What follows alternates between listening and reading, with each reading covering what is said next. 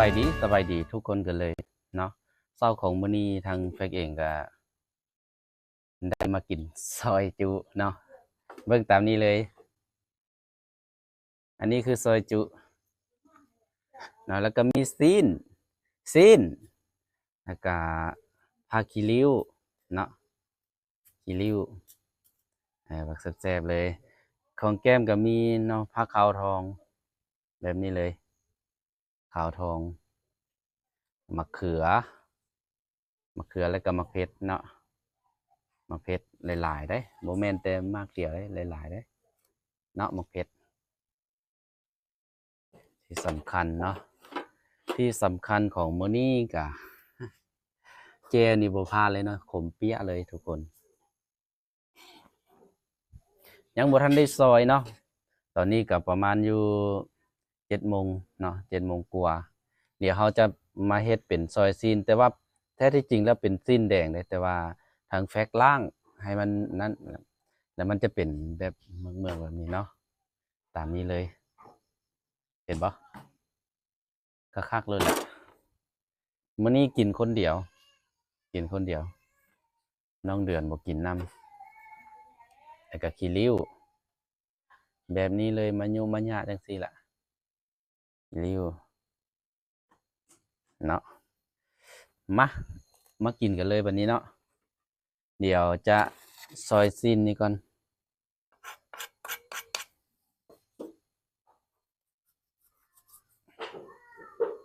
แต่ที่แต่บ่ได้ซอยให้เห็นเด้นี่เห็นบ่ทุกคนเชื่อบ่ว่าซีนแบบแดงๆนี่งามๆเนาะแดงๆเลยงามเด้ซีนงามเนาะทางในงาม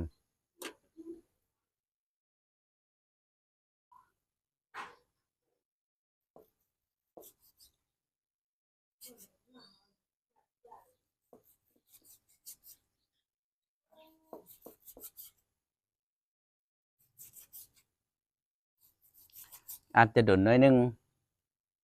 เพราะว่าได้ซอยแล้วก็จังค่อยมากิน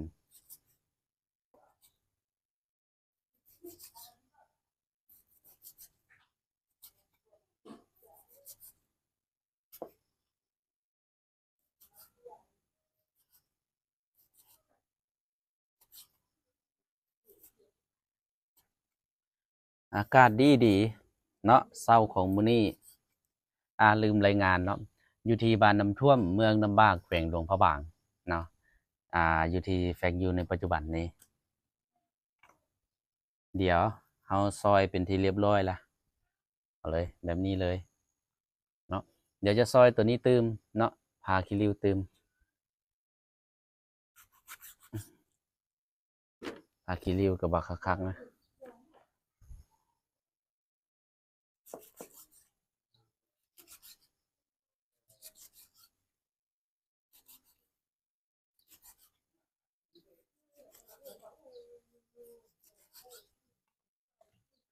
ที่เรียบร้อยเด้อคำแรกเลยคำแรกเลยเดี๋ยวจุ่มลงไปก่อน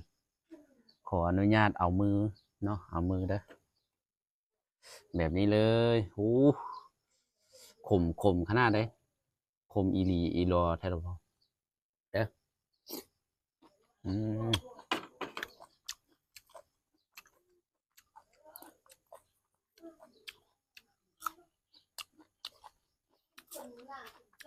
มีข้าวเหนียวพร้อมข้าวเหนียวพร้อมเนาะกินเลยบัดนี้เดี๋ยวปั้นข้าวเหนียวจำเจียวเบิ่งก่อน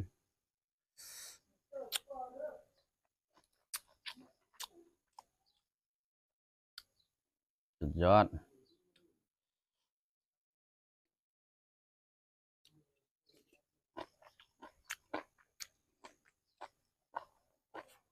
มะเขือ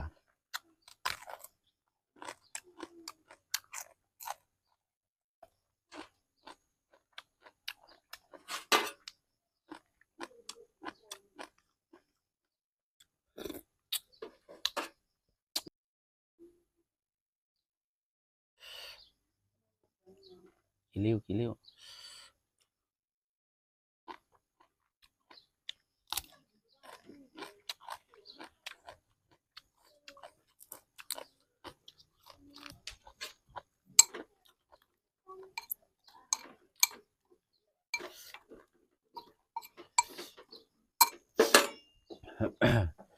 เอาแบบคำใหญ่ๆผมดูตัวนี้เลยเนาะ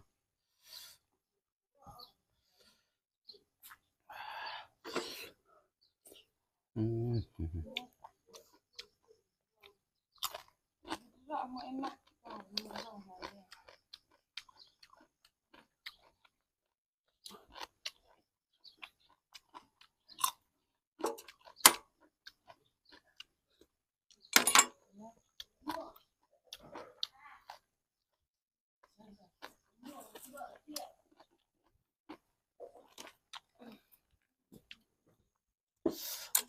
โอ้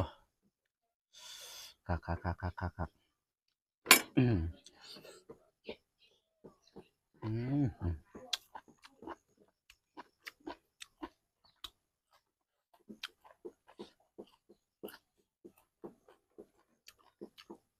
มากเลย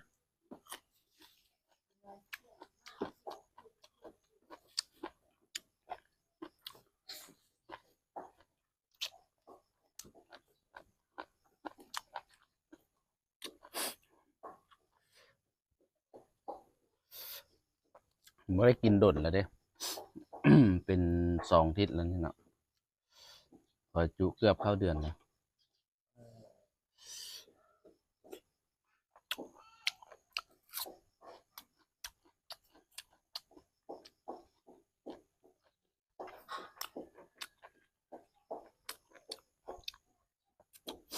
โดนๆคอยกินเท่านึง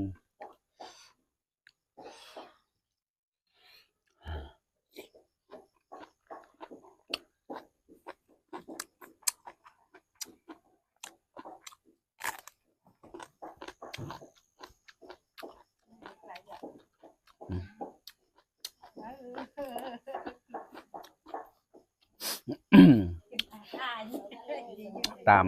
ตามไปเบิ่งในการประเมินเนาะอยู่ทาง YouTube เนาะอยู่ทาง YouTube นี่แม่นหรือว่า Facebook เนาะส่วนใหญ่คนที่ติดตามรับชมแม่นพี่น้องทางฝั่งไทยเนาะติดตามรับชมหลายที่สุดเนาะแล้วก็พี่น้องคนลาวเนาะเฉพาะเบิ่งตามแบบแต่ละประเทศหรือว่าแบบแต่ละกลุ่มคนเนาะที่ว่าเขาเจ้าแยกออกนะเขาเจ้าแยกออกจะเป็นแบบนั้นเนาะเพราะฉะนั้นนี่ทางแฟกเองขอกราบสวัสดีพี่น้องทางฝั่งไทยแน่เด้อครับเนาะกินซอยจุอยู่ที่ประเทศลาวมาเด้อกินซอยจุกับบ่าวแฟกเนาะบ่าวแฟกซอยจุสดๆร้อนๆเลยพี่น้องเว้าไทยบ่ค่อยได้เนาะแต่ว่าก็อยากเว้าอยากสื่อสารถึงพี่น้องทางฝั่งไทยเนาะเพราะว่าฝั่งไทยก็เบิ่งหลายฝั่งไทยเบิ่งหลายก่อนคนลาวเฮาเนาะเพราะฉะนั้นก็ขอฝากๆแหน่เด้อครับเนาะฝากช่วยกดไลค์กดแชร์เนาะเพื่อเป็นกำลังแรงใจให้กับบ่าวแฟกเนาะอยู่ที่ช่องแฟกตี้บ่ว่าจะเป็นทาง Facebook เนาะแฟนเพจนี่ก็คือแบบแฟกตี้ FAX แล้วก็ยาวาง G ใหญ่ดอทเนาะแล้วก็ทางช่อง YouTube ก็คือแบบ1 วันสตูดิโอเนาะ YouTube สะกดกับเลข1 วันนี่เป็นภาษาลาวยะวางสตูดิโอเลยเนาะอ่า STU แล้วก็ DIO เนาะฝากติดตามเด้อ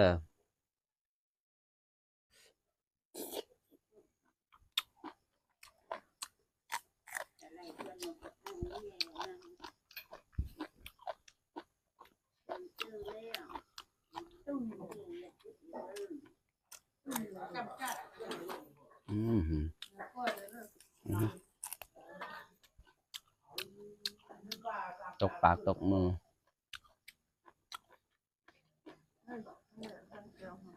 ปักแสบๆเด้อเนาะกินน้ำกัน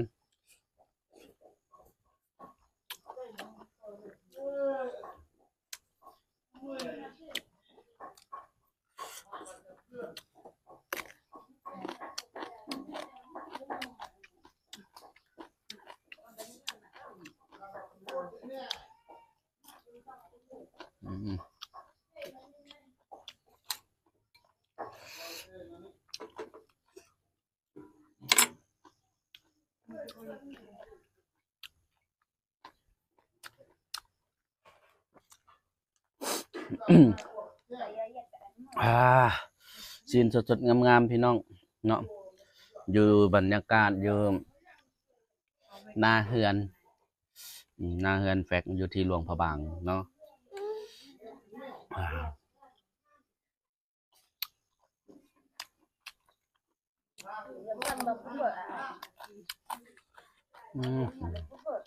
ขาวทอง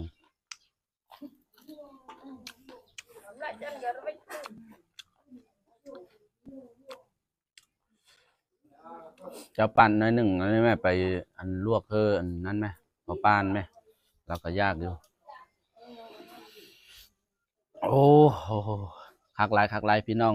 เนาะ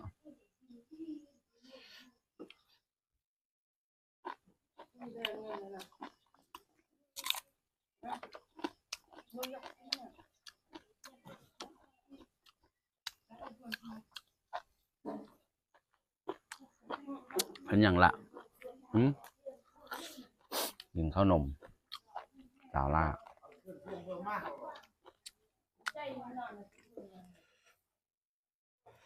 โอ้ฮ่า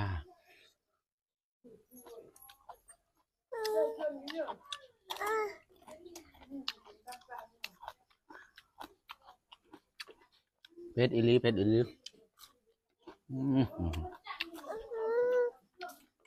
ข้าวเหนียวก่อนห่อนดีเลย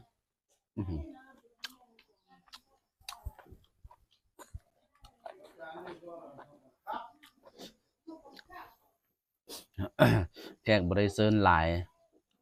เนาะโอ้กินคนเดียว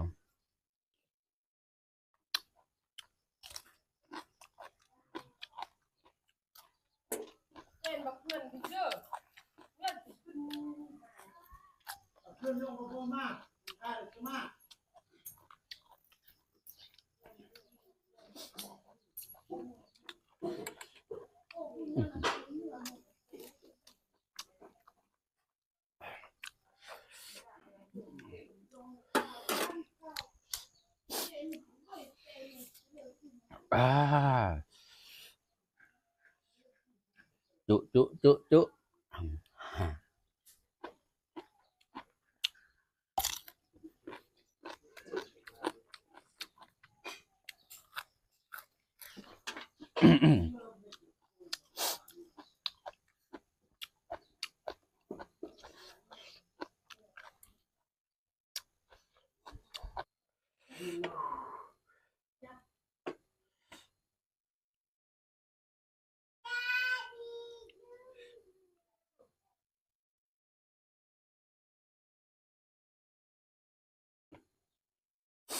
ทำแบบยังไงล่ะ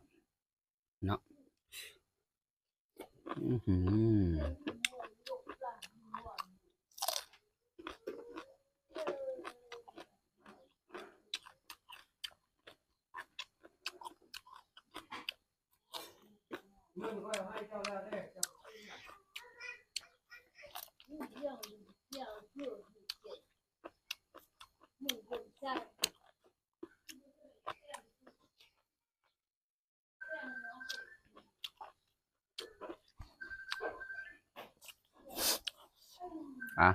ขอบใจเด้อสำหรับทุกคนเนาะที่ตามรับชมแต่ต้นจนจบเราพบกันใหม่คลิปหน้าเด้อแต่จุมื้อนี้กินคนเดียวเนาะถือว่าแซ่บหลายแซ่บที่สุดเลยเนาะอย่าลืมเนาะฝากพ่อแม่พี่น้องเนาะกดไลค์กดแชร์กดติดตามกันหลายๆเด้อเพื่อเป็นกำลังแห่งใจให้บ่าวแฟกเนาะอยู่ที่ช่องแฟกจี้บ๊ายบาย